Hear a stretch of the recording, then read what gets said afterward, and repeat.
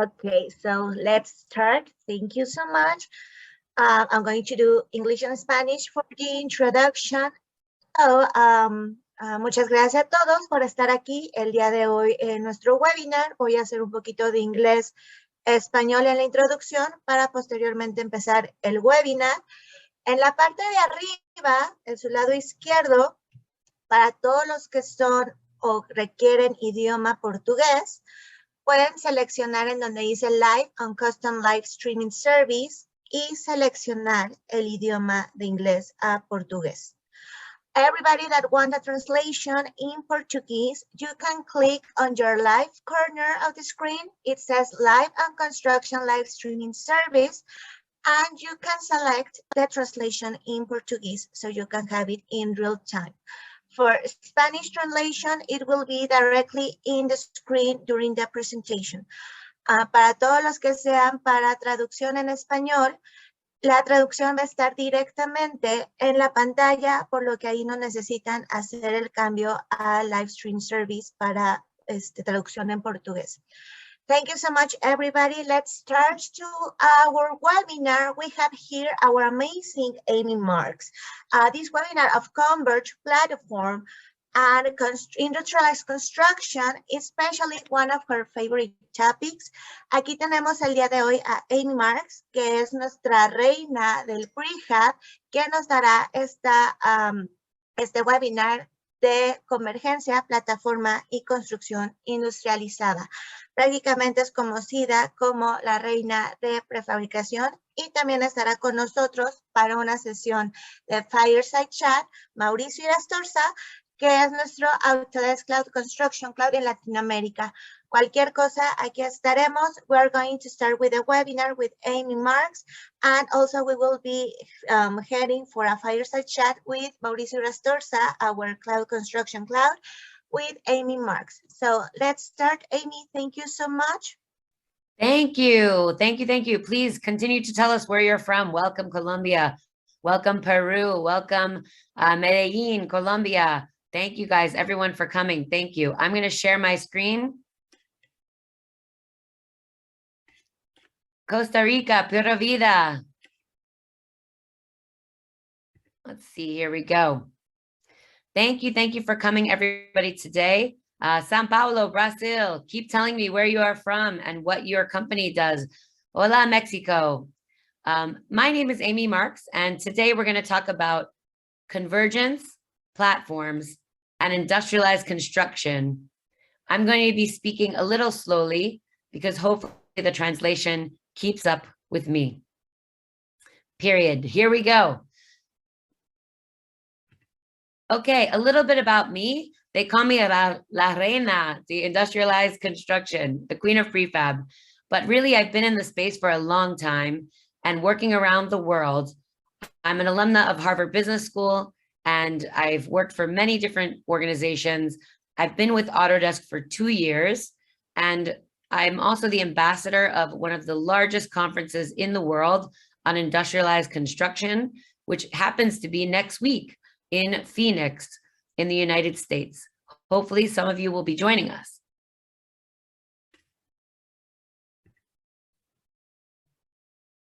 Let's do a quick recap to make sure that everybody is on the same page about industrialized construction. Industrialized construction is a little bit about the house that industrialized construction built. It's an homage to Toyota, the house that Toyota built. But in this case, we're going to talk about all the components that make industrialized construction what it is. At the foundation of our house is both technology enablers and process enablers. Technology enablers are things like IoT sensors and big data and analytics, because as we look towards becoming more well-versed in digital twin, it's not just the equipment that we want data on, it's the building and equipment and how the buildings can autonomously one day interact with the end user and to make sure that the environment is the best state for the end user, but not just for the end user experience. That big data is so that we can understand how to better design for pieces and parts that are available, have more sustainable properties, and that we're designing with manufacturing informed design and be able to track them and use the cloud in order to do that. The cloud is a very important part of our future state. And as you know, with the Autodesk Construction Cloud built on our Forge platform, as well as things like Fusion and our Revit interface on the web interface, the cloud is very important for us to be able to have real-time data working with stakeholders live in a much more resilient way. And then as well, we have our process enablers. Our process enablers are things like lean manufacturing and building information modeling. Building information modeling, our tool is called Revit. We are talking about informing the eye to be more intelligent, making sure that that model is in the best state to be both procured, designed, and executed. So it's not enough just to have Revit and have building information modeling, but we want to make sure that we're informing them with the information that it needs to be the most effective. Design for manufacturing and assembly is what most people think about when they think about DFMA. But in reality, DFMA, that acronym really needs to stand for data for manufacturing and assembly, so that the data can inform our designs. And we'll talk a little bit more about that when we speak about architects and the use of industrialized construction and manufactured elements, including prefabrication. Prefabrication is really like a continuum of advanced building products, single trade assemblies, multi-trade assemblies, all the way up till volumetric modular. Volumetric modular, what most people think of as when they see boxes that are fabricated, it's not the end state. It's not the best state. These are just tools in our toolkit, and the right combination of those tools used on the right job with the right circumstances create the best execution plans. And so as we move away from prefabrication and more into products, the certainty of products and not downstream prefabrication after the design, it's a verb on purpose, because the makers of those products, some of them are already productized, some actually need to go through that execution of making what they fabricate into a more scalable product line. So it's a verb on purpose, but eventually everything will become products. And then we want to think about advanced building methodologies, things like robotics and automation. I'm here at the University of Florida today, my alma mater, where we're talking about robotics and construction. And how do we enable more robotics in construction, as well as additive manufacturing like 3D printing? That data has to live in the cloud in front of design in order for us to get the most efficient use of manufacturing techniques. At the end of the day, industrialized construction is truly the application of manufacturing techniques to the entirety of the built environment, including conceptualization, design, construction, operations. And that's important for us to remember, that we have proven manufacturing learning that we can apply to this space. Why is this happening now? Well, if you read the McKinsey report that came out a couple of years ago, they talked actually about 9 emerging disruptions. I'm showing the first 4. And industrialization is one of the emerging disruptions that is really going to push us past the tipping point. New materials and digitization also are very important, because we're thinking about not just digitization of products, but also process that's going to make the biggest change. And in that report, they mentioned that in the next 15 years, which the report was 2 years ago, that almost 50% of the world's construction process would be industrialization. So we would have almost 50% of modular and prefab and productization happening all in the next, basically now 10 or 12 years. It's changing because the dynamics of our industries have changed. And in the report, it actually mentioned that almost 3/4 of the respondents thought a product-based approach and industrialization would be the most impactful industry dynamic to change the current state. We're going to see a lot of consolidation, a lot of large owners consolidating. You're going to see integration with industrial supply chain. I saw my friends from oil and gas are here. So I hope all of you are working in lots of different types of markets. But that integration with industrial supply chains and investment in technology and facilities. I see some mining friends here. Also, we know that in that report, it said you'll probably have to double your technology spend in order to stay up with the new normal. And that some of the business models that exist today will not exist in the future.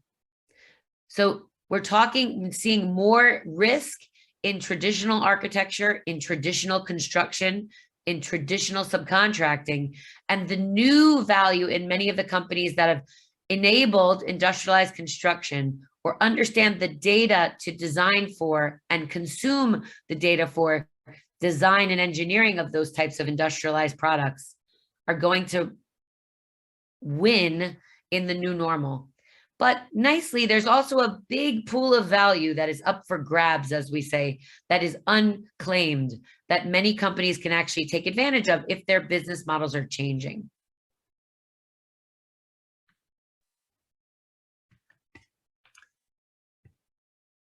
So assumption-based design is a very difficult problem for us in our space. It is the cause of uncertainty. Anytime we make assumptions, anytime we design things that are not informed by something that can actually be made. And the way we address it today is through a very iterative process, a circular process that's very painful and expensive, and it results in very high risk. But it also creates an opportunity for all of us together to connect the tools that we're all using, enable some new tools to be created and new capabilities to allow these processes to work at scale and not just be a cool case study that somebody did once and never repeated. So let's talk about the problem of how it's normally done today. In many cases, an architect is looking at data on their desktop and they're clicking on past data or static data, and they're not enabled through the cloud, but they have static Revit data as an example that was from the last job they did, the library that is living statically on their desktop or even on their company server. But let's talk about this in terms of an actual piece part. Let's think of this as a football stadium. Many of you love football. I'm a rugby player, but many of you love football. In a football stadium, those assemblies that exist behind the bathrooms in the men's and women's rooms, that little box that lives behind the toilets are called battery backups. And they have mechanical, electrical, and plumbing. And they're made as products, but most of the time when architects are looking at the beautiful entrance, the shape of the stadium, they just put a placeholder in that space behind the toilets. And it may be a big enough space, a small enough space, or the one they used last time, even though it's not the right size, they'll put that in as a placeholder. They then pass that information to the general contractor, and that general contractor doesn't see any manufacturing detail as they're putting together their estimate to win the job or to help them design the job. There might not be enough space for that bathroom battery. There may not be complete data about it. Maybe there's not even an estimate, but it is an assembly they have to conceptualize and price at that point without much information. They then pass that to a mechanical subcontractor, the maker, who says, this is a 10 stall bathroom and you only gave me enough space for a 7.5 stalls, as an example. There's no detailed information, no build materials, no fabrication information. And what do? Mostly in most places around the world, they send it to their fabrication shop and they say, help us figure out how to make this thing. And they go, okay, well, I can make you a bespoke one-off, which means a custom snowflake to kind of make it fit, even though it's not one of the normal things we make. And they send that back to the general contractor. It doesn't meet their expectation of cost because it's never been made quite like that before. And it certainly doesn't meet the expectation of the architect, if there were any, because those things don't align. Our problem becomes not just in one bathroom, is that we do this for thousands of interdependent assemblies in that football stadium. And which one gets recognized first and aligned first is not done through usually technology, but mostly through our mouths and our feet. Who speaks the loudest? Who gets next to the architect or the owner first? If you make a building product and you're a manufacturer and you're even further downstream from my MEP subcontractors, there's distribution network between us, a distribution network, and then our makers. And that is even more complicated because they don't have full visibility as to even the piece part that they're informing with their products. That is our biggest problem. We don't have the data for that manufacturing and assembly that makes our model makeable. We have to remember the old phrase, garbage in, garbage out. If you have something, even if it's modeled down to the fastener level detail, but it can't be made, it is not going to make us more certain on our outcomes, more efficient. There is a difference between a product and prefabrication. A product is something like this, a generator that you see here from Kohler, and it comes in scalable capacities of horsepower, a 200, a 250 horsepower, a 300 horsepower. Architects design and engineers around the product. They consume that product in their design, and they tend to design everything around that, understanding the capacities, the lead time, sustainability information. Unfortunately, if you haven't productized your offerings, prefabrication often happens downstream, where you have a box of space and you're trying to make the most efficient fabricated element into that box. It's not enough to get in early with our mouth and our feet. We need to enable technology to inform the design, just like any other product manufacturer. What we're doing now, we're beginning to treat, for years we've heard, just design it and we'll figure out how to prefab it. Do whatever you want, we'll figure it out. That doesn't work. Because the rules, the data, the information comes in after the design is done, and then it throws us into this monster. And that's not working. It's a nightmare. And like we, one of the things that struck me working in the design field was that there was, especially in like a hard bid process, there's no feedback loop at all. Right.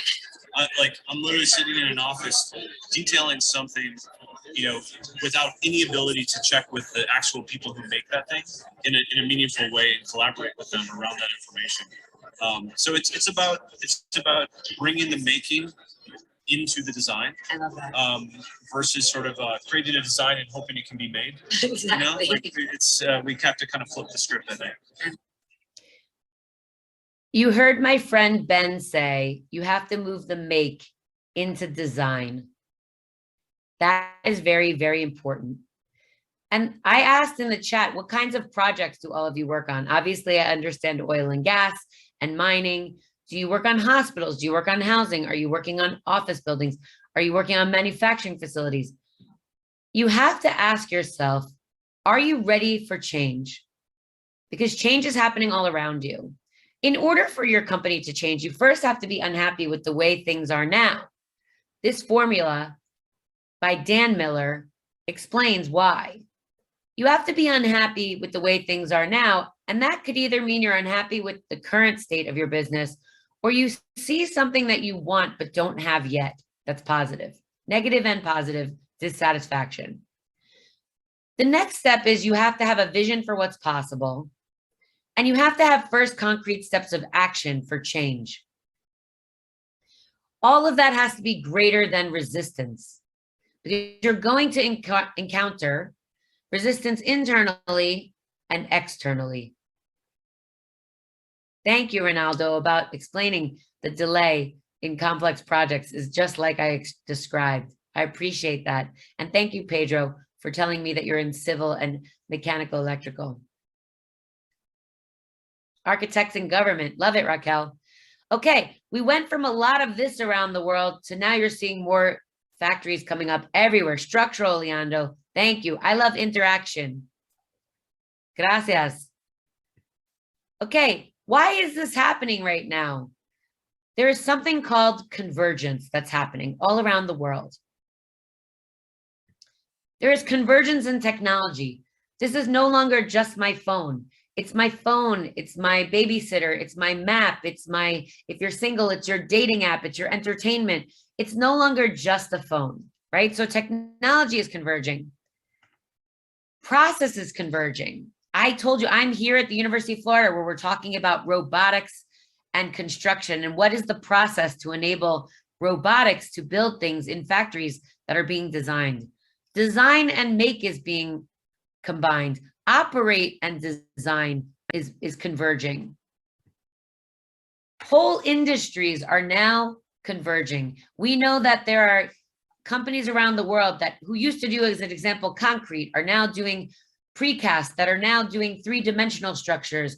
We have structural steel companies that were just welding steel on site that are now doing prefabricated assemblies and productized assemblies all around the world. And mostly I'm seeing it from my mechanical, electrical, and plumbing contractors and the makers of the building products that want to be aggregated into bigger and more complex things in buildings. Whole industries are converging. And that means you have to recognize that your business model is going to change. Obrigado. Thank you. Thank you, everybody, for answering. Electrical. So what does a convergence customer look like?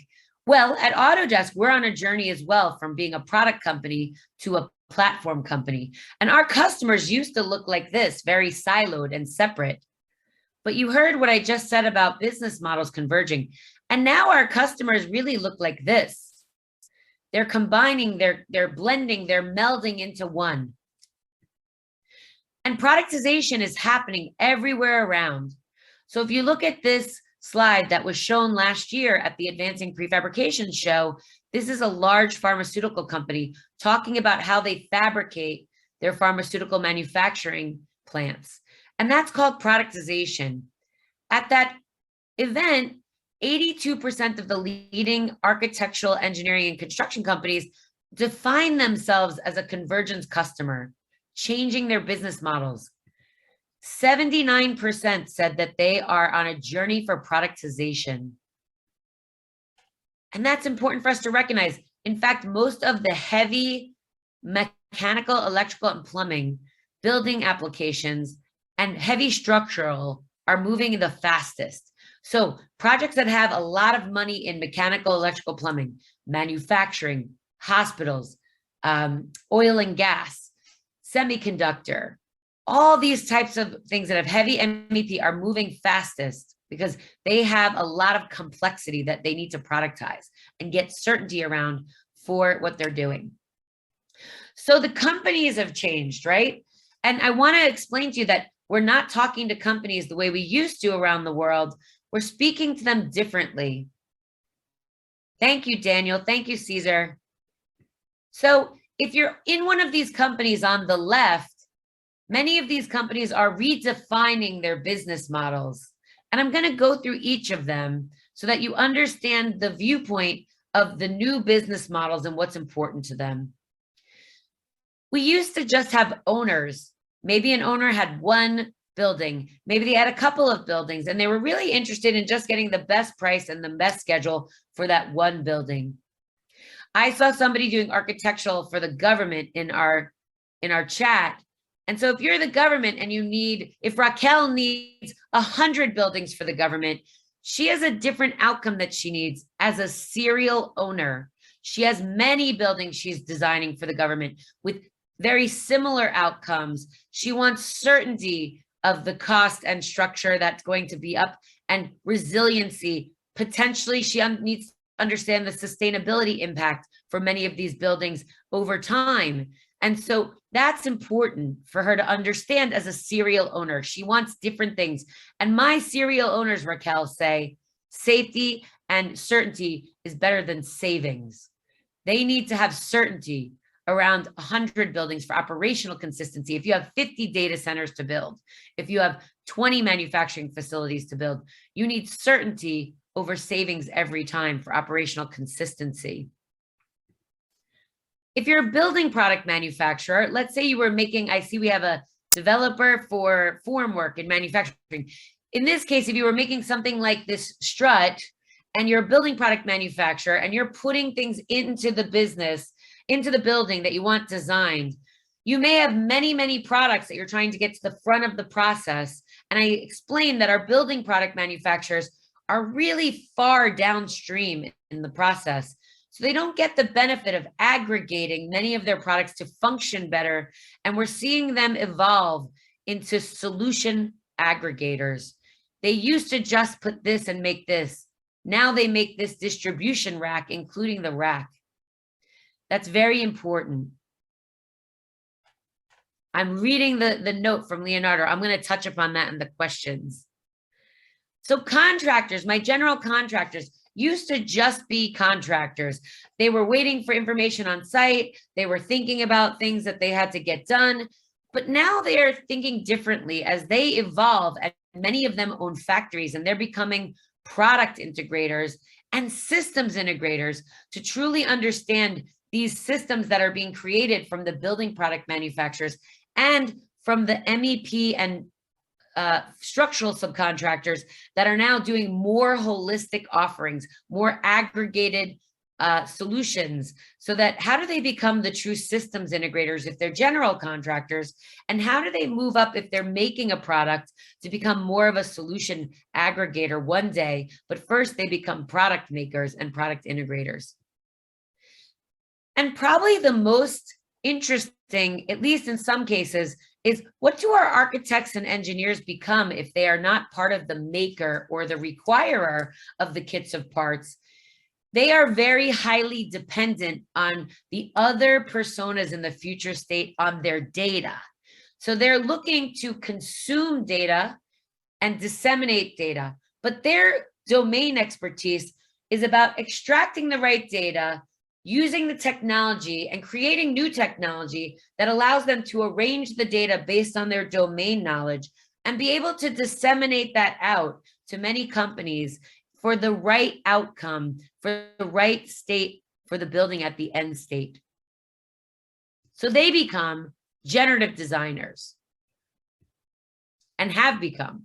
But this transformation is not easy, which is why we're working at Autodesk with our customers, and we can work with them in what we call convergence consulting to help you understand foundationally, does your organization, if you're changing and transforming to these new business models, do you have the right culture and the right skills and tools in order to actually get to the end state of your vision?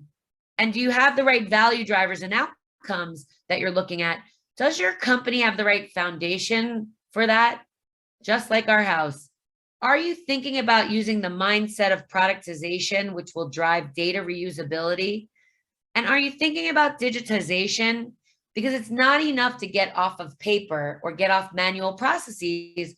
We need to get off those manual processes in order to digitize things so that you can enable automation. And we know how important that is because we want more users to do things that are easier for them as we go into this future state. And we need to connect those automated processes, many of them, with a platform thinking type mindset enabled by the cloud. And I'll talk more about platform in a little bit.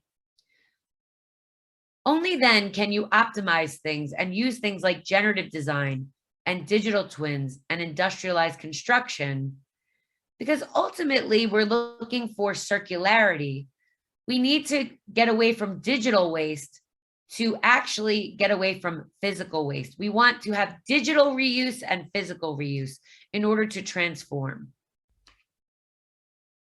How many of you are on a journey for transformation? Please say sí or no. If you're on a journey for transformation, if you're not on this journey, please say no. I would love to see in the audience who's on a different journey. Thank you, Rafael. Thank you, Leandro, Jorge. I love seeing this, Jesus. I love that, Pedro. Thank you, Perla, Raquel, Tomas. Yes, of course we are. I think it's important for all of us to recognize this change. Gaston, Rosario. Thank you. Why is data important in this transformation? It is very, very important. Well, We all want to have better insights and better visibility and better efficiency. We all want to make sure that we can get the outcomes that we're looking for. And we know that remote work has happened. Very important, Leonardo, I agree with you.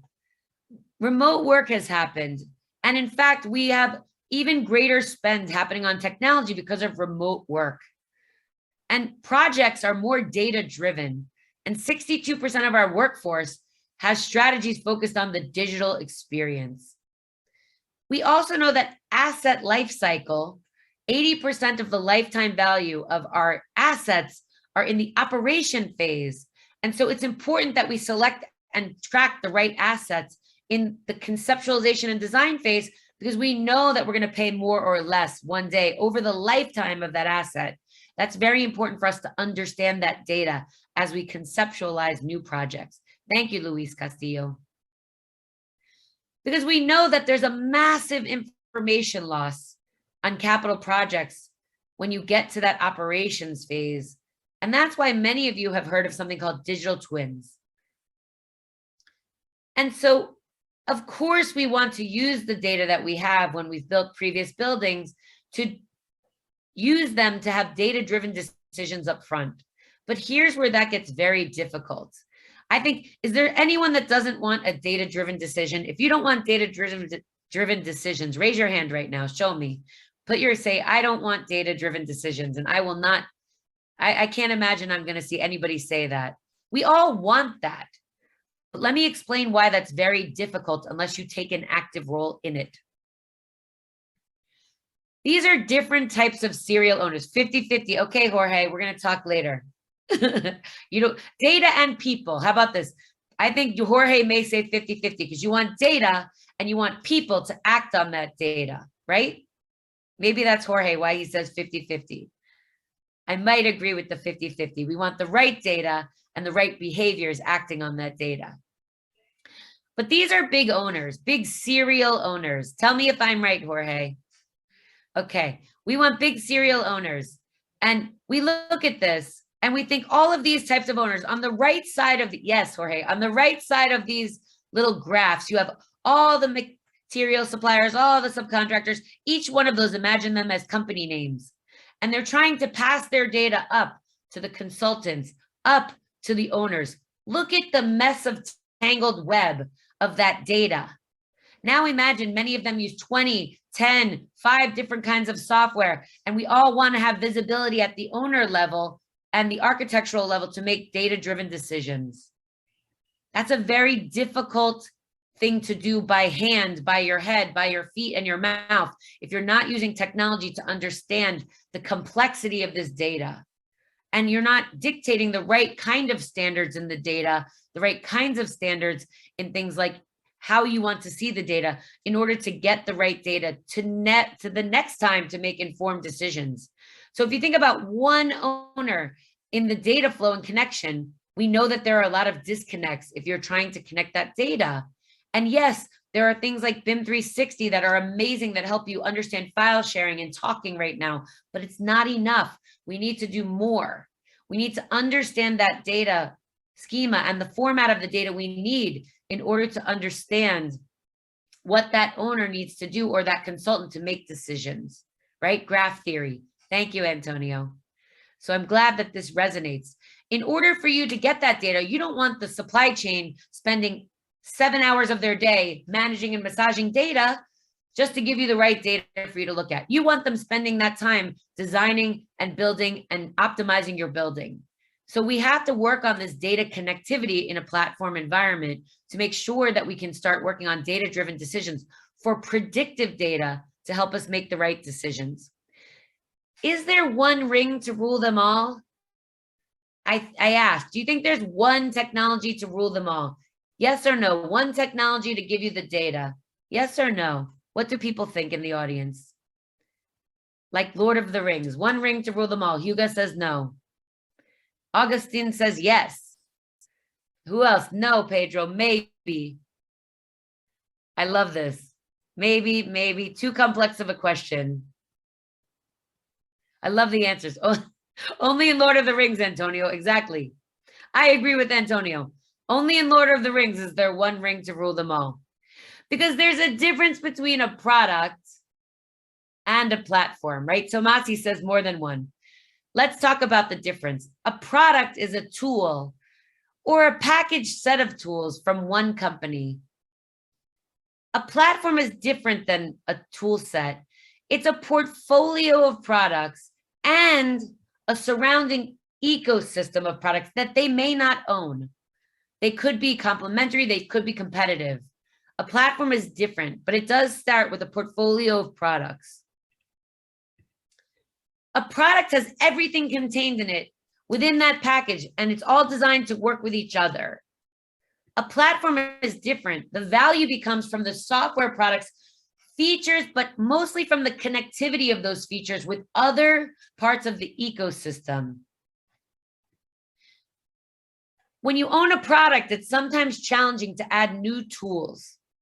But if you are working in a platform, the value is in the ability to connect to external tools, teams, and data and processes. That is why it's so important for us to think that if somebody tries to sell you one product to solve all your problems, that is not going to solve the problems of our ecosystem that span ownership and engineering, architecture, manufacturing, construction, operations, facilities management. We have many, many, many stakeholders from many different kinds of industries. There will never be one ring to rule them all, I believe. I believe it's like my Apple phone that I pointed to before. Don't make fun of my personal email at 15,000 because I do a lot of work every day. It's my problem. But my platform is Apple on my phone, right? Interoperability, total communication. I love that, Leonardo. But my platform is my Apple phone. It has an operating system that came with apps that were preloaded that Apple owns from my phone. It also comes with my ability to download and have interoperability between multiple apps that work with my operating system, right? That come from all different kinds of customers. And see that thing called Waze on my phone? Consider changing to Android. I can't. I love Apple. It's my platform. I'm in Apple world now. My Apple CarPlay, my Apple Home, my Apple phone. That's what a platform does. It makes you want to use more of it because it's important for me to have that. So I'm going to stick with Apple for now, but many of you have Android. But here's my example. My Apple phone uses Waze, right?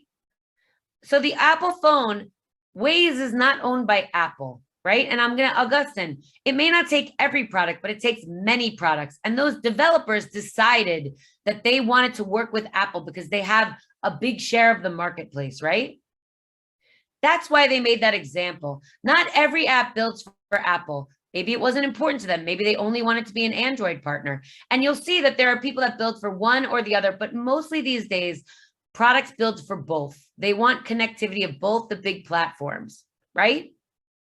Only if you're a purist do you only build for one or the other. But in reality, the market is owned by a few platform companies. In this case, when I'm talking about Apple, Waze is not owned by Apple. Neither is Facebook, neither is LinkedIn, right? So there are things on, neither is Teams. There are things on my phone that are not owned, but interact that make my Apple experience better. It makes my Apple phone active better because now when I go to a website, I can touch the phone number and it actually makes my phone number call the restaurant I want to go to. Our products at Autodesk are built on Forge in the cloud. That's our operating system. It will make, as we have right now, 3,000 Forge apps and 100 a month are being built every day to create better connectivity. As those things connect with competitors' products and complementary products, it will make the platform products that came with your Apple phone platform better. So as an example, as more things happen around Forge platform with generative design, it'll make the generative design tool in Revit more functional because you'll have many more people that are productizing things to feed the generative design tools and things like Forge and Revit. It makes everyone interact better when the platform is open, like the Forge platform, for you to create digital glue, digital products that are special, that do specialty connective things, very large things on the platform that are needed right now. And we are on a journey for a platform company, and many of our customers are building what we're doing here. So in our case, the platform is Forge. right? So just like Google, just like Apple, we are building on the Forge platform, cloud interactive products for digital glue. So what does that mean for you? Many people buy one of our products right now, and they may buy multiple products right now. And they are connected on Forge right now through things like BIM 360 and other things that we have. But as we look to the future, many of you right now are connecting with many other ecosystem partners, right? So if you are an ecosystem serial owner, you want everyone in that data scheme that we looked like, the graphing theory that we looked like, if you can get them all on the same platform, working with the same data sets, even if they're using different sorts of data to produce that inside the platform, you're going to be able to have better data getting back up to you as the serial owner.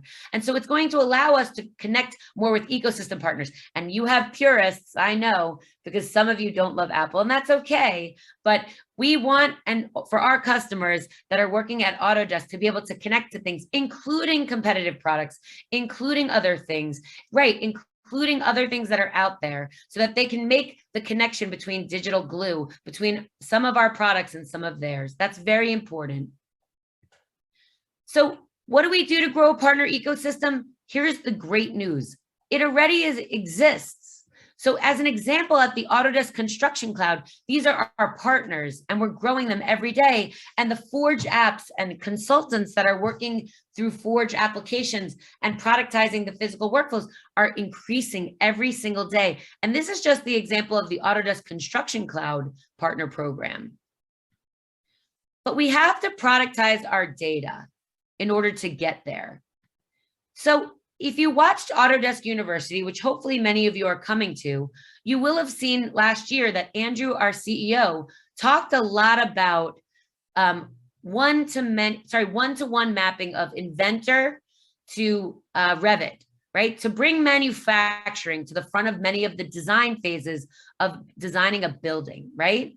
And yes, Inventor's Autodesk Inventor's Cloud. So what we're talking about here is, how do we create connection, not necessarily, in this case, he was talking about direct capabilities from Inventor to Revit. We want to think about that, as well as connectivity from the application independent data, bringing it to Forge and putting it out to many of the products that exist on the platform, right? But the important part is, how do we bring manufacturing right now to the front of the many different phases of designing and building a building? Well, Autodesk, in our vision, we want to make sure that we enable the creation of customizable and reusable manufacturing data for those designers to consume and for them to push out to the makers so they can make them at scale in the most efficient way. Because we know that assumption-based design is our source of uncertainty, we want to inform it by things that can actually be made and allow people to adjust them only to their manufacturability standards. That is the real opportunity here that exists for us as a platform company and for you as part of the ecosystem partners that work with us as both customers and partners. Because we know productization is happening. Let's take that example. How does that become a product? What's important about making it both a physical product? There are things that we need to productize to understand, how do we inform that product with its allowable manufacturing customizations? How do we create the rules and constraints in something like Inventor using iLogic or Infusion to help it understand what it can actually be manufactured like? What is its cost and schedule and sustainability data even that we want to inform that product with, its availability even for supply chain partners, so that we can make that template dynamic, not so that you can only make that balcony one way that you see there, but you can make that balcony longer or wider based on how the manufacturing product and process works in order to get many different versions of that balcony into an apartment building, let's say. How do we do that and define what's available and manufacturable so that you can have one-to-many just from one model, one-to-many applications of that balcony in one project based on one model? And that's where the manufacturing software comes into play, things like Inventor and Fusion, where we need a data backbone for that wall panel, that skid, that wastewater treatment module for my guys that are out there today. That data backpack, and funny, I like to think of the cartoon Dora the Explorer when my daughter was little. What is the magical backpack of data that needs to live on that wall panel, right? How do you think of what that product is and what data needs to be available on Forge for people to compute without having to take off the whole backpack, dump it on the ground and sort through it, and then put it all back in and have to put it back up into the cloud. I want to be able to ask for rope and have just rope pop out when I need rope. And I just want to say, as an example, I want just the sustainability information or just the supply chain availability information. What does the extensible data backbone need in its backpack? But it attaches to the physicality of a product. That's why I love products. And that's why I'm the queen of prefab, because that product allows me to attach physical data to it. And then I can also productize the workflow.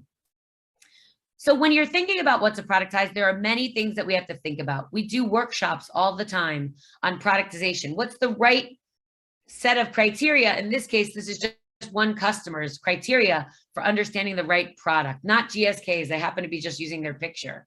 But what is important to them about market considerations and sustainability and capabilities and, you know, their supply chain and assembly? What's important to them? What's the technology and the future workflows they're looking for? Because ultimately we want Revit users or AutoCAD users to consume the data and still work within that tool, but still get a variety of customizable outputs, but still only within the manufacturer's ability to push those data back out to the manufacturer so it can be made efficiently, right? We want better outcomes, and we want them to only get the data that they need in order to make the decision. They don't necessarily need every fastener at every level of detail. And many manufacturers don't want to give that information. They need a level of abstraction that they can consume that operates like it's the balcony, but they don't necessarily need to know everything about how the balcony is made in the machine tooling later.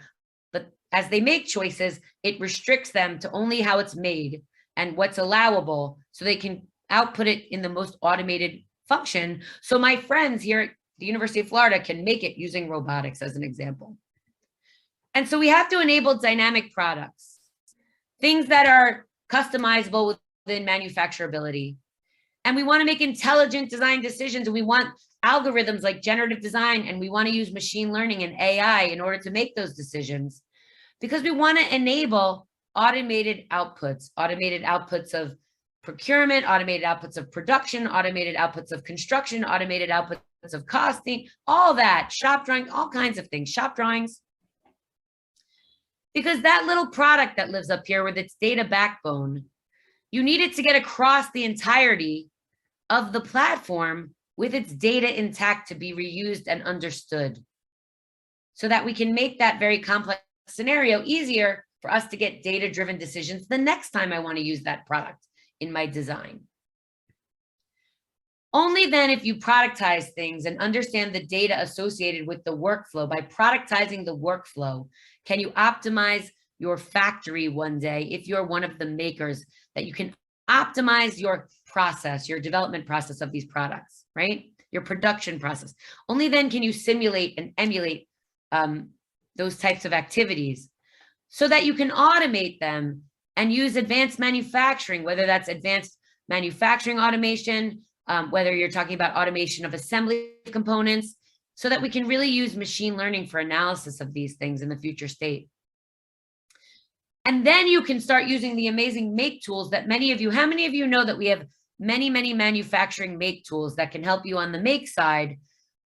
How many of you know that Autodesk has incredible manufacturing toolkits and tool sets and capabilities? Say yes or no. I'm curious if you know that not only do we have design and construction, but we also have manufacturing tools. How many of you know that? Say no if you didn't know that, or C if you did. No or C? Inventor nesting, Antonio. Yes, I knew. I like no. Ivan says no. C, no. Okay. So I want more of you to understand you can have all the amazing capabilities that you see in our make tools. And when you see amazing things at Autodesk University, but you have to have a product first, right? You need to productize both the physical piece part and the data workflow so that we can end up having better information. Thank you. I love Ronaldo about Fusion 360. Nice software. So you can have better information when we build on building information modeling and manufacturing informed design. I love that, Pedro. I want to hear from you. Come write me a note about Inventor to Export Revit. That's one of my passions. Manufacturing informed design is exactly that, what we're working on right now, as for better workflows and more independent application data for dynamic data, Pedro. So I'm glad you said that. So how do we then standardize our data structures and build on our capabilities in building information modeling and building on manufacturing informed design? Pedro, I have some good news for you. Come see me. We'll talk more about it. And enabling repeatable and scalable processes. By the way, I love hearing about challenges because we need to hear from our customers and give them solutions that we may know or solutions that we need to know in order to fix them. So thank you for giving me that gift, Pedro. Please contact me after. And so we have to do this together. And right now we do have consulting that is available in Latin America and strategic focus for people that are changing their business transformation, that need to connect these platform workflows, that want to expand platform capabilities and understand right now that there are gaps and that need to be captured and closed. And whether it's a product that we're buying or a competitor's product that you're using or a Forge app that's there, we need to understand these workflows across the platform with your help, Pedro, so that we can actually take action to productize them and help you understand how to automate some of those and help us understand together. We have to do this. Why? Well, 40% of what's in our landfills is from construction waste. And we have to solve for that. Manufacturing of products has very little waste, but our process downstream has much waste. So if we can change that, productization may be the single most important thing we can do to avoid waste in our landfills. We're doing this to have more sustainable outcomes in our landfills, in our society, with creating great jobs and factories for people to work in, great social impact, great environmental impact, great industry impact. It's very important for us. Antonio, you and I will write me a note and we will talk about these things.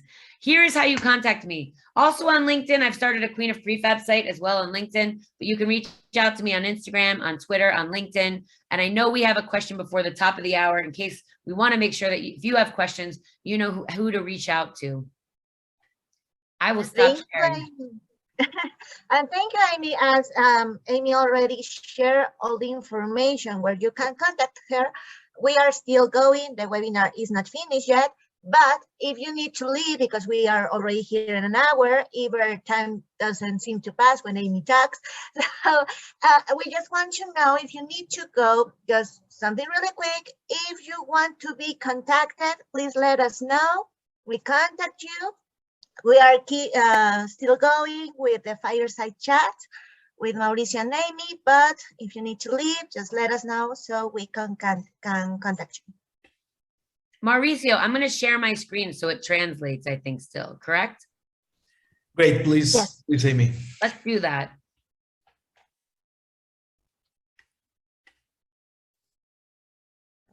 Perfect. So if you can stay, please don't leave. We will continue.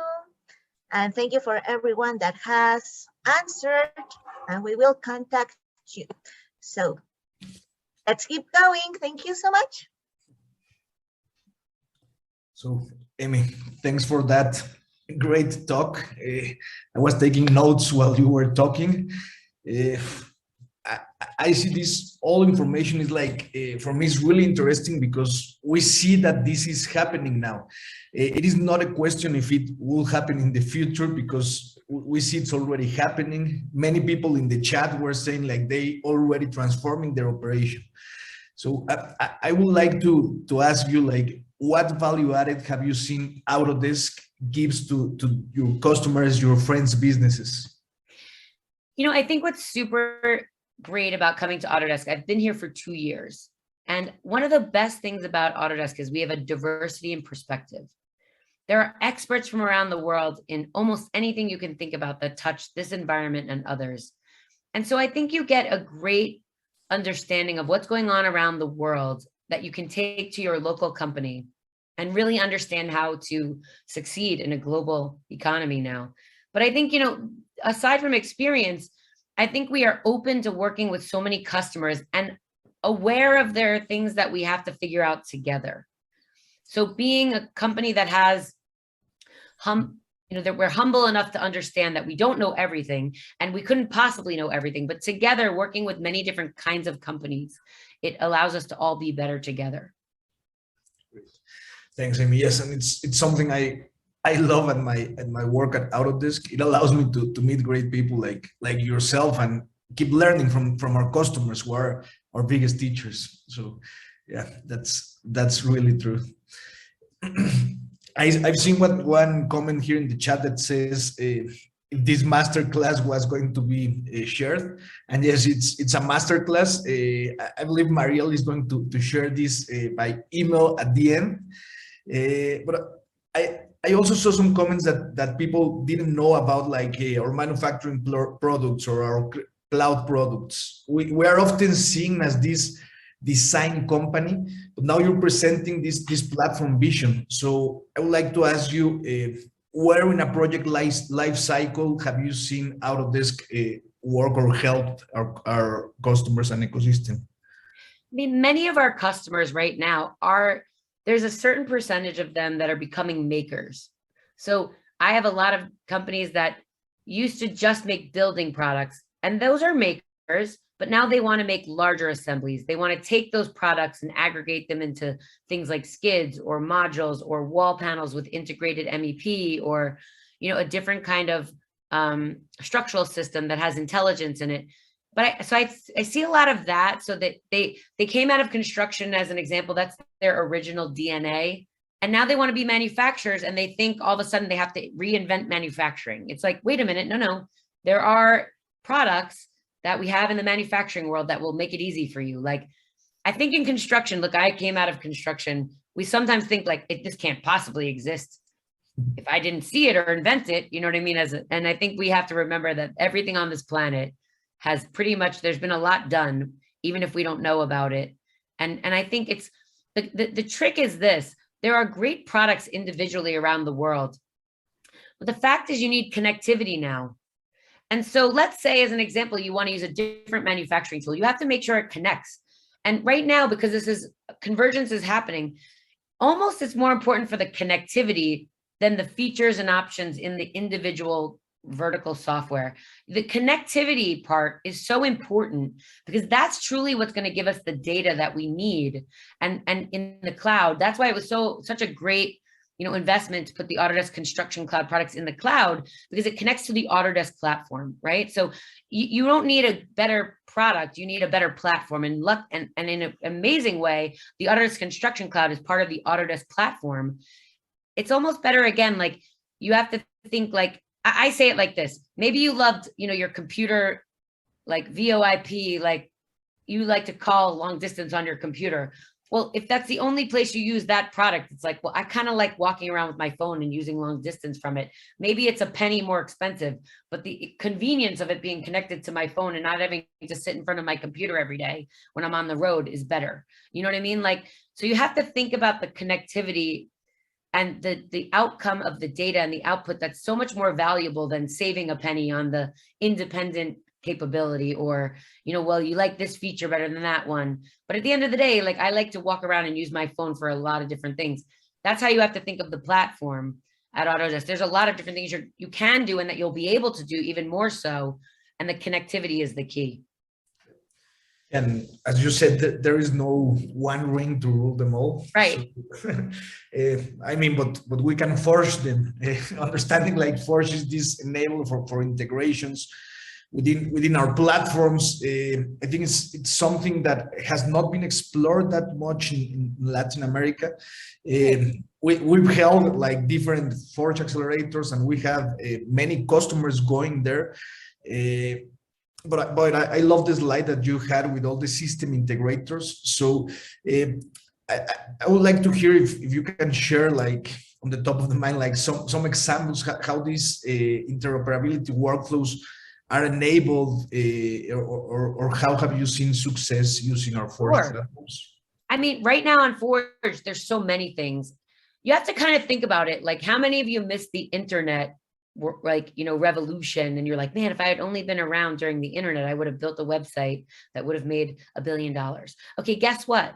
That's now. You have that same opportunity to build something that doesn't exist on the Forge platform that somebody needs in order to make that workflow connectivity productive. And so I'm seeing that happening all over with our customers, where they're building things with, you know, carbon engines or carbon, you know, generative design tools around sustainability. I think there's things like, I'm seeing fabrication 4.0, industry 4.0, where people are putting, you know, things like a tool to put cameras on all of the different tools around many different companies, and they're going direct from model to fabrication with that Forge app. That's the fabrication tool I've seen on there. There's so many of them all the time. There are, you know, there's 3,000 of them literally right now, and 100 being built a month. But they're doing things like calculating carbon. They're calculating the right combination of kits of parts for the right outcomes. There are things like, you know, Matter Lab has something called COPE, which is amazing. That's talking about interoperability between Revit families inside of Revit to make them dynamic so that you can't change them, so they're unmanufacturable. You've got even companies like Dormakaba making cool, you know, configurators with their doors and hardware. I see it everywhere, where people are just trying to create new functionality to exist on the platform, to be utilized by our products, and connecting our products and other people's products and competitors' products together that live on that platform. There, it's pretty much, it's everywhere. And as you map the workflows that you're using, you'll see that there are places where there's a need, whether, oh, there's some marketplace apps, there's, you know, lots of things, there are virtual design assistant apps, they exist everywhere. Yeah.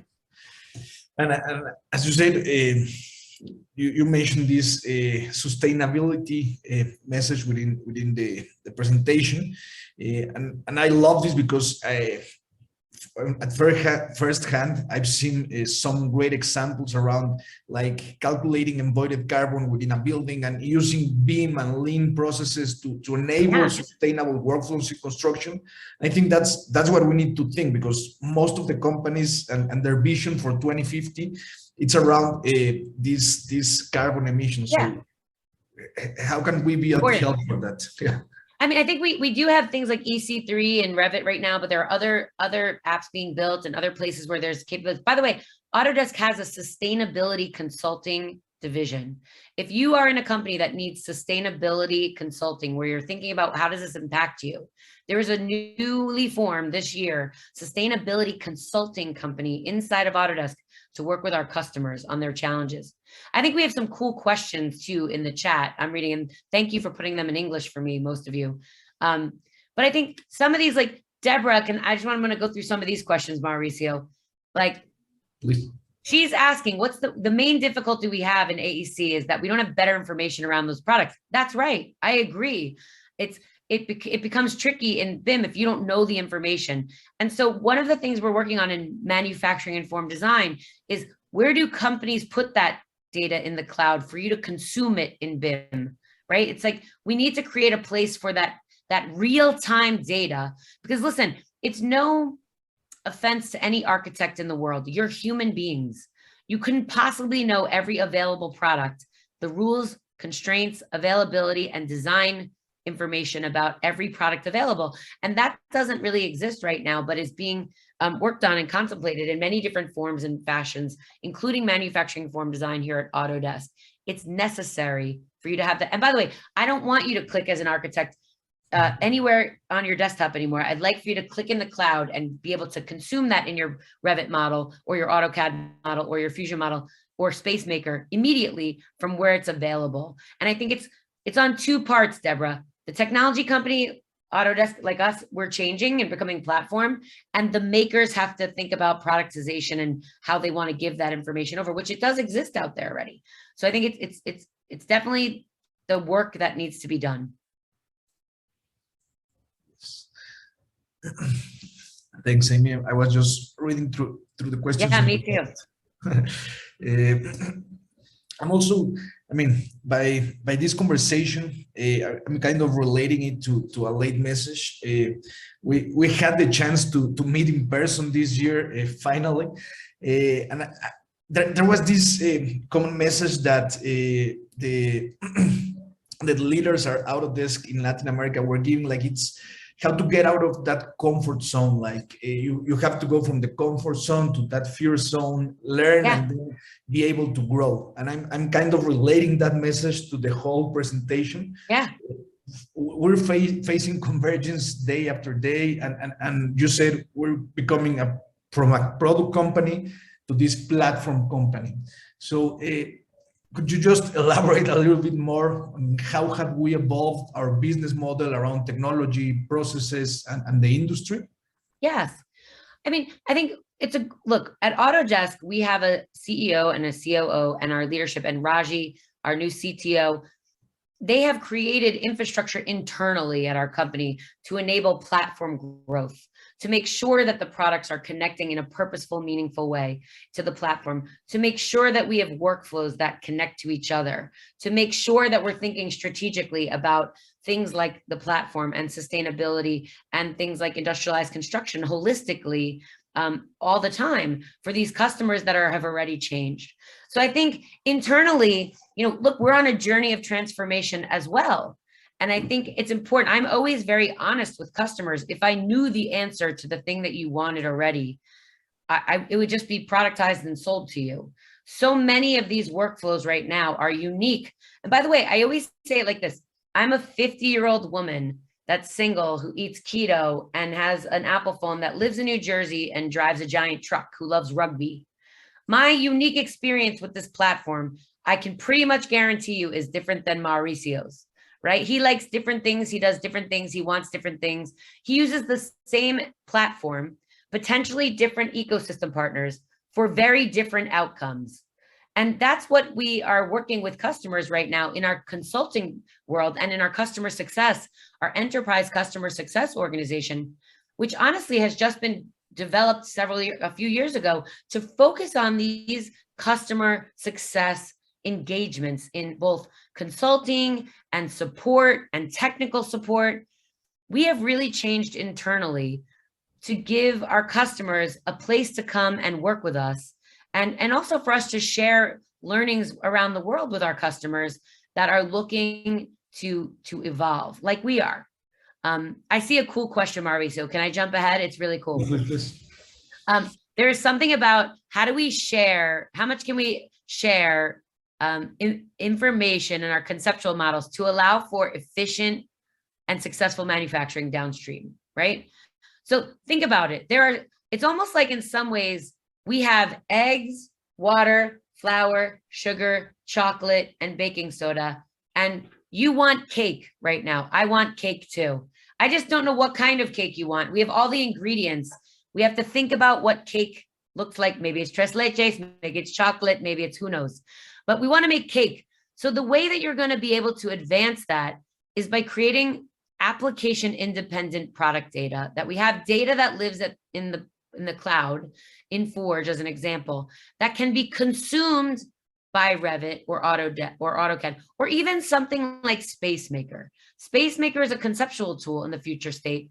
And again, I'm not making any product promises, but it's a product that allows for quick generative design, and it looks at things like volume and traffic and window and lighting and floor plans. But it doesn't mean that one day that data couldn't be extended to manufactured products that enable those spaces to be used on the algorithm of generative design.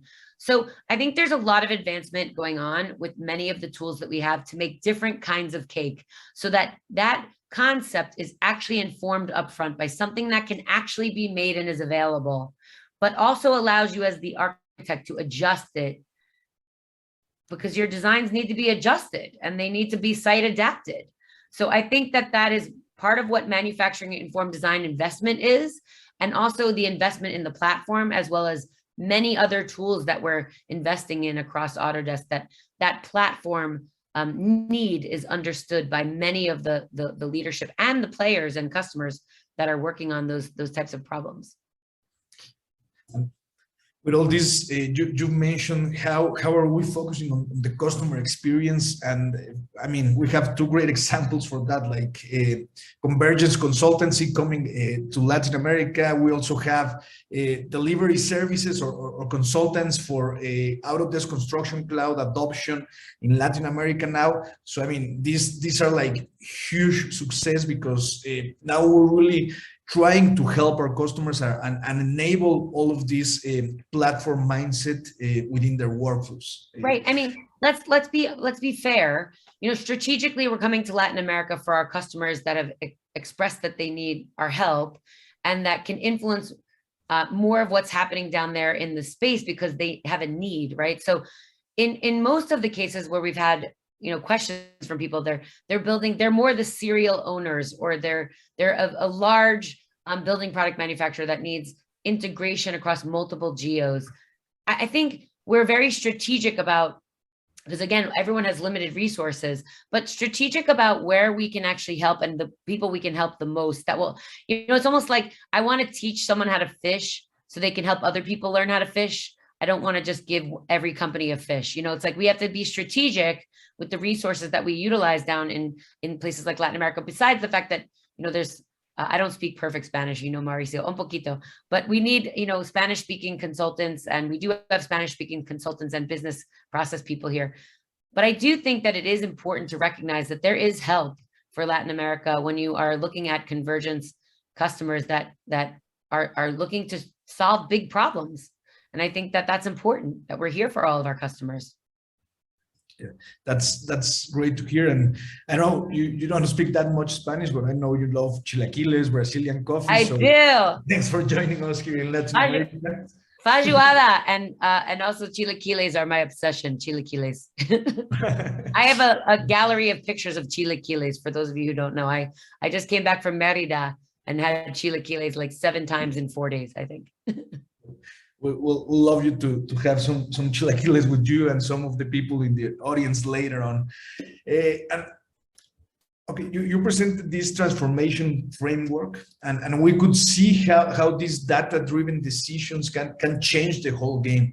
So just understanding how this data is transferred through the entire life cycle, like to inform design, the field teams, operations when there is a major information lost. So how are you seeing out of this platform within that DORA Explorer backpack for avoiding that data loss?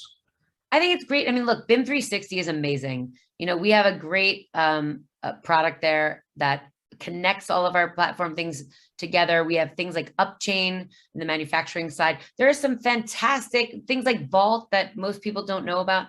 There's some great products. It's just the connectivity and the pattern that you're going to take. I got you, Tomas Sanchez. I'm going to answer. I got, you have to remember it's a slightly different pattern for each of the different types of things. Like yesterday, I was talking about robotics and construction around structure. Well, the digitized pathway, the workflow that has to take is different than a mechanical pattern, right? It does different needs from different calculations, different software, different outcomes. So I think it's right now we have some great tools that allow for that connectivity and allow you, look, the Autodesk Construction Cloud is already built on Forge. It enables that data to be consumed very easily because it was built in that native platform of Forge. Same thing with things like Fusion. So there are things that are native and things that are now connecting in things like Revit to Forge and Inventor to Forge. There are a lot of things that were almost like born out of Forge and things that were made to fit Forge. So I think there's a lot of products around right now that give you that connectivity that and again, connectivity is king, right? I think, funny enough, Tomas Sanchez, I'm going to answer your question because he put 3 question marks. He's like, I need to know. Tomas, the first concrete step you should take is think about what you want to be when your company grows up. What does your company want to be? What is the vision that you have? What are you unhappy about now? And what is the vision of what you want to be? And how do you then take the first steps? What is the first step for you to get there? Do you need to change your business model? Do you need different people? Do you need different technology? Do you need to understand the stack of technology and how it interacts and your systems architecture? And I think, many of the technical sales experts that we work with, that, and a lot of your account managers that you work with can help you through that conversation, can talk to you about that. And talking with other people, you know, what is I don't know what kind of company you're in right now, Tomas. I'm not sure which of those categories you fell into. You're welcome, Tomas Sanchez. What kind of company do you work for, Tomas? Let's see if he answers. Mucho gusto, Tomas. Autodesk Mexico. Okay, great. I love that. He's telling me to answer a question for you guys, for his customers out there. The first step is to honestly reach out and ask for help. You know, like, you can't change things. You have many customers asking this, exactly. So I think you have to say to the customers, where do you currently have skills? What is at risk or an opportunity in your future state? And how do you create a vision around that? You know, right now the world is changing quite rapidly. And I think you have to first understand, before you get to the first step, it's what do you want to be in the future state and where are you at now? Take stock, and how do we align that business with the capabilities and skills that are out in the world, not just with Autodesk, but other partners that you have. I hope that helped, Tomas. Did it? Good. Yeah, there's a lot going on right now in this world, right? And we've accelerated so much, Mauricio. Yeah. I've seen many customers, even some customers that I work day to day, and going back to this data conversation, because it's something that kind of passionates me, like how data science, data analytics can be enabled within construction workflows or within manufacturing workflows. It's something that keeps amazing me, like day by day. Automation, AI. All these workflows that customers are enabling now. I think Forge, more than 50-60% of the integrations that are built on are around data. So if you have like one piece of advice on customers for how to keep their data clean, or how to relay on the data for data-driven decisions, what will it be? You know, it's funny. I'll tell you a story I don't tell that often. And based on your question, that means you're a good interviewer, Mauricio. I don't share this that often. I once bought a company and we were building products basically for one of the big telecommunications companies, many of them out there. And I bought the company, and the woman that ran the company, that part of the company, quit 3 days after we bought the company. She had a PhD, by the way. And I was like, uh-oh, I don't know this part of the company at all. And it was a lot of money. It was a lot of big division in the company. So I brought everybody together from the factory, from procurement, from design, anyone I could think of that touched that product, because there was so much data being collected. And at that time it was in Excel on spreadsheets. This is a long time ago. I'm 50 years old, so I'm old. And I put all these paper spreadsheets out on the table and I asked them, what do all of you use to do your jobs every day? What is the most important thing? If I don't know anything and I can only keep up with, you know, a few things, what are the things that you need me to collect for data to understand? And every single person in the room picked one spreadsheet. There were like 30 spreadsheets on the table, honestly. And I said, okay, well, we own the company now. Stop filling out the other spreadsheets. And if somebody tells you that they're not, you know, you're in trouble, come tell them I said stop. Like, and I'll figure out if we need to continue or we can, you know, work at it. But right now, don't do it anymore. Mauricio, I never had anyone ask me for any of those 29 other spreadsheets ever again. And I think the question is, what data are you collecting and what do you want it to do for you? You know, it's like, what outcomes are you trying to actually achieve? Because collecting data for data's sake is not good. It just creates more work that you're not getting to. It's an opportunity cost, and uses your time that you could spend on analyzing the data you want to actually influence, right? Like if you're spending all that time massaging and collecting data, but in reality, you only need to look at one spreadsheet and get better at the things on that one spreadsheet. They didn't have time to do it because they were filling in data on 29 other spreadsheets for 4 hours of their day. That was useless, right? So understand what the outcomes you're trying to achieve, what data is actually necessary, and think about the inputs and outputs of where that data comes from and goes to, and how it can be reused over and over and over again. So eventually you can automate that. We moved off of spreadsheets after that, and we automated that process because it's easier to automate You know, and by the way, automation happens at the end, not the beginning of things like that workflow. First, we had to figure out what was the right thing. What if I had automated 30 spreadsheets that meant nothing and we were all trying to input stuff? Like, spend your time on the things that matter, that you can understand are driving the outcomes for your business that you want, and get rid of the rest. It's just noise. Thanks for that response, Amy.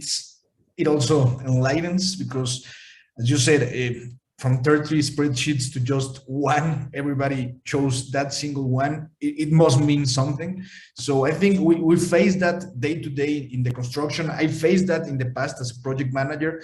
We were gathering like tons and tons of data, and we just got like overwhelmed. And with this change of mindset, data strategization, I would say, or prioritization, just to understand what data should I capture on the field, will allow me to better conduct the data analytics that I need, because I will have the data that I need. I just have to cross-reference it and then being able to take decision.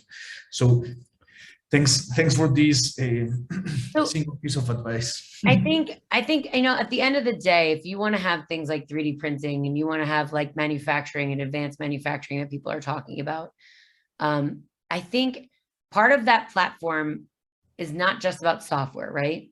I think it's collaboration of hardware and software in that platform, and that the hardware can actually consume that data.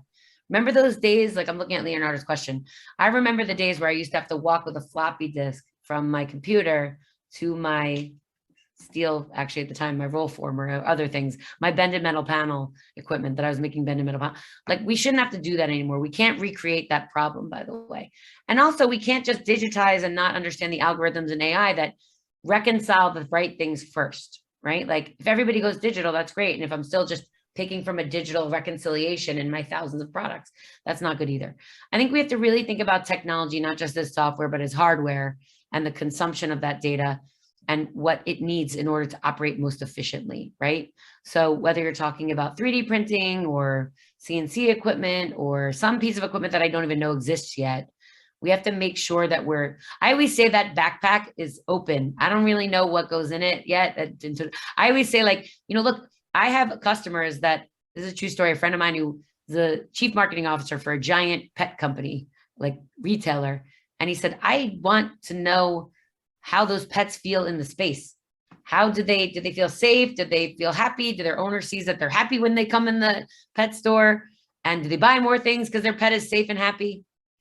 I mean, like, architects don't have the time to think about the psychographic information of pets and people. It's not often, right? Like, we talk about daylighting and, but like, when you're still drawing fire stairs and doors and hardware schedules, you don't have a lot of time to think about the impact of the pet feeling of that animal in that store, or even an owner of an apartment and how they feel when they walk through the space, or a patient in the hospital and their healing process, and how the building elements and the temperature and the air quality, you know, it's like every single thing that we can productize so that you don't have to spend time on something that's functional, right?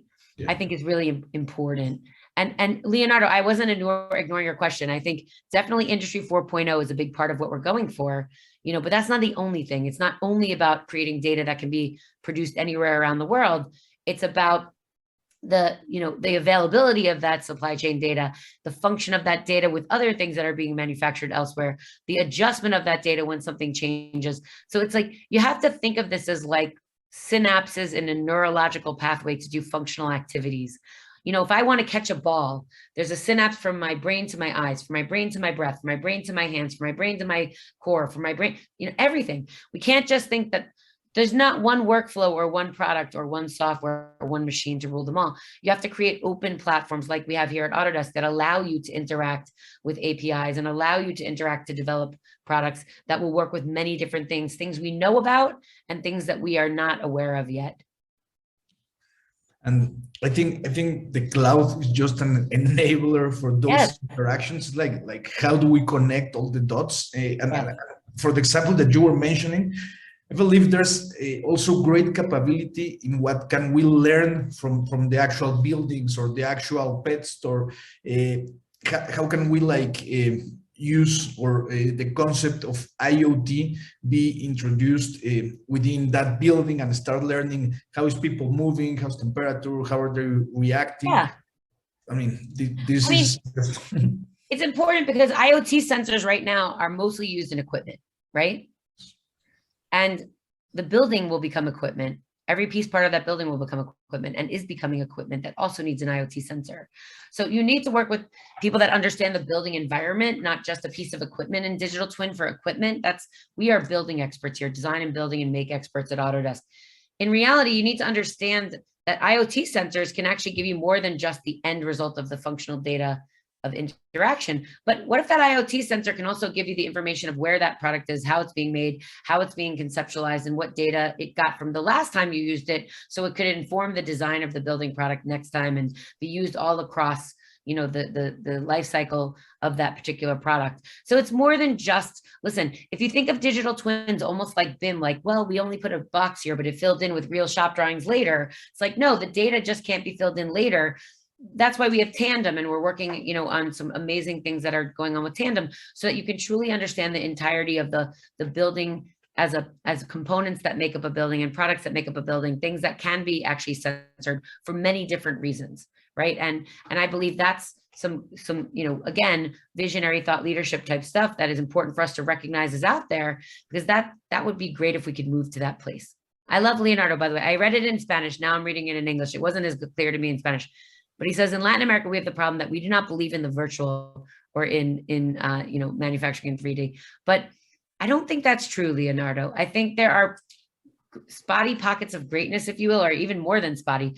I think we are seeing, I personally am seeing more and more customers from Latin America come to me about 3-dimensional solutions and advanced manufacturing solutions.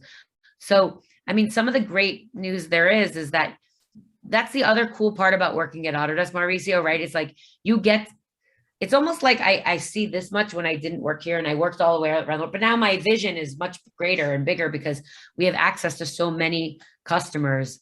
And I think we have to remember that, you know, it's not about BIM or BIM standards. BIM is the consumer of this data, arranger and disseminator, and that's amazing. You need it.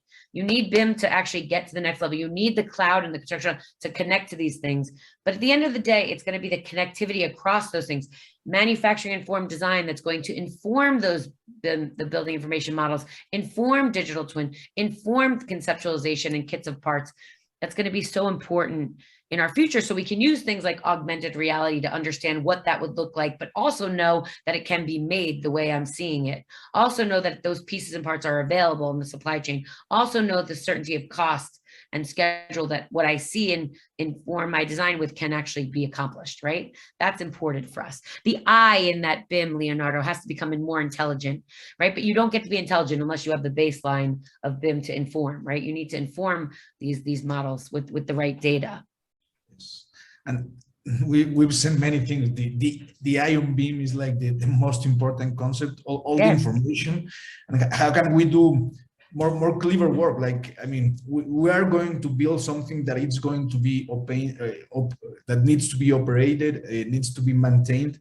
So if we start building that information from the design to construction, and then being able to get to that digital twin concept, I believe that is something that is changing the whole industry right now. Yes. You know, at the end of the day, I'll say this, things are going to have to change. You will not go out to bid to 5 bidders in the future state. You will not have estimating in the future state, I don't believe, as much as we have now.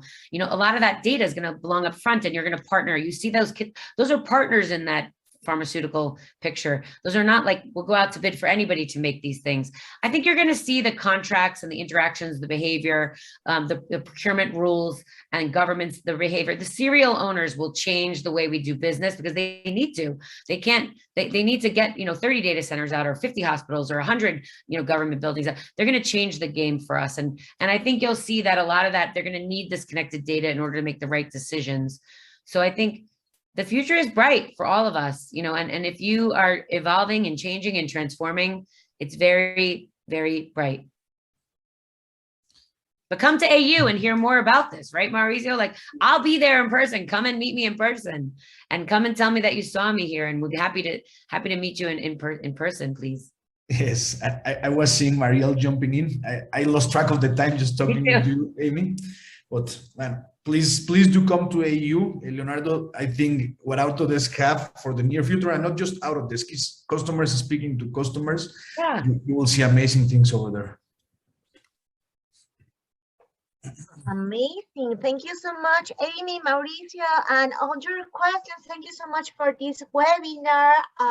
It seems like it was only 10 minutes. It was lovely to hear you, Amy, all your knowledge, and Mao, all your questions. That it will be really good to have these projects and plans in Latin America. Thank you, everybody. I'm going to send, ending this webinar, we're going to send you a little question if you want to be contacted or not. And also let us know if you need something else, you know how to contact Amy. Visit us in AU and meet her in person. It will be amazing. So thank you so much, everybody. Let us know. And we hope you enjoy it. Thank you so much. And Thank you. Thank you. Muchas gracias. Muchas gracias.